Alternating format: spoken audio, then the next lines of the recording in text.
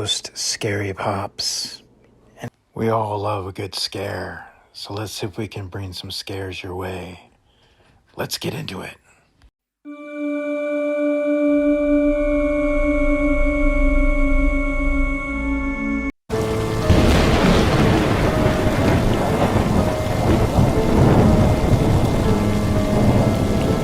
I stood there, watching as my future father-in-law held his precious daughter's hand as he walked down the aisle, tears in his eyes as the wedding march played in the background, reminding him that in a matter of minutes, he would be witnessing me hold his daughter's hand and slip a ring on her finger.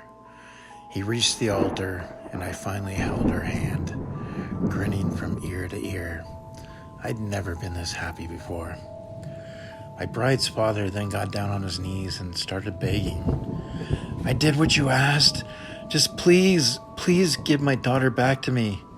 I glared at him. He was ruining this beautiful moment. "Shut up. If you sit down and enjoy the wedding, maybe I'll tell you where I've hidden the rest of the body." Last night I was rushed out of the house by a friend to catch the opening act at a local bar's music night.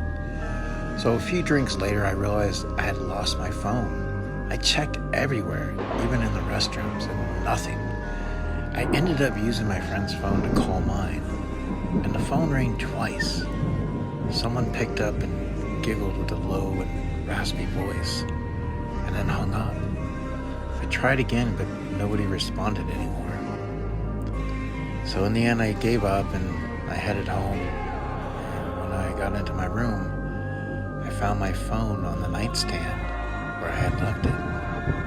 My best friend died of cancer back in 2002. We were really close in every way. We spent the majority of our free time together. And then almost a year after she died, I was in my apartment sleeping, and my phone rang around 3 a.m. I had one of those Sony Ericsson's T610s, and I was very groggy, so I picked up the phone from my nightstand and I looked at it and I saw it was my friend's number.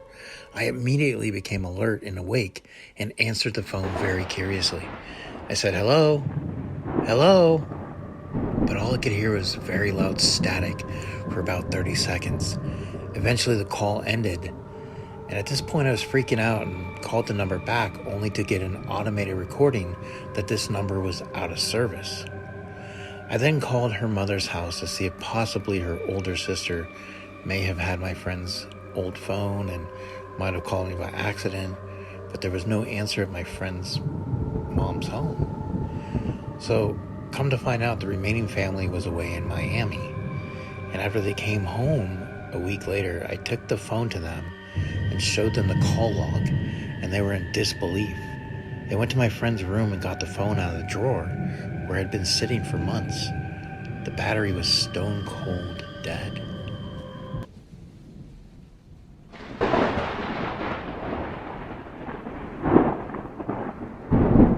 I've never been one to really be outdoors, but my friend Jake, he was getting a few people together and he really wanted me to go with them as they were going to go camping for the weekend. And since it was just going to be for the weekend, I was like, okay, I'll give it a shot, I'll go. So we loaded everything up in the Jeep, and now Jake, he's like all for it. Like, he's got all the camping gear. He's even got stuff for s'mores. He brought like hot dogs and hamburgers. And we pretty much were getting everything ready and unloading and getting all set up.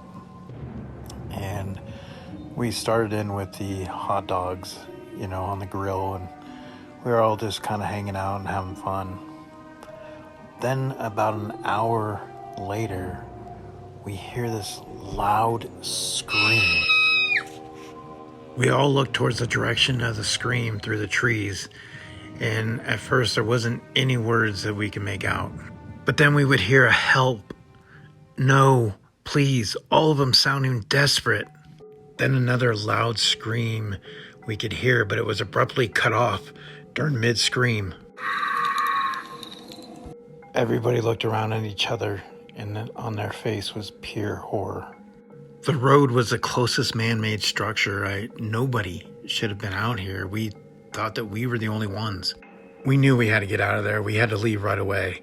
So we packed up everything as fast as we could. We threw the tent in as it was made, just shoved it inside, and started heading for the road. We were out in the middle of nowhere, and I had no service. We were trying to make a call to the police. Finally, I got some signal, and we were able to make a call.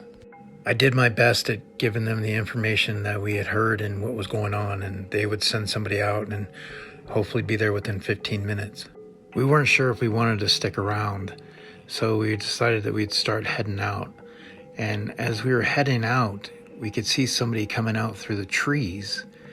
There was a guy in a black hoodie, and he looked like he was carrying something in a bag and dragging it. His head was down and he was wearing a hood, but then all of a sudden he looked up and he looked in our direction.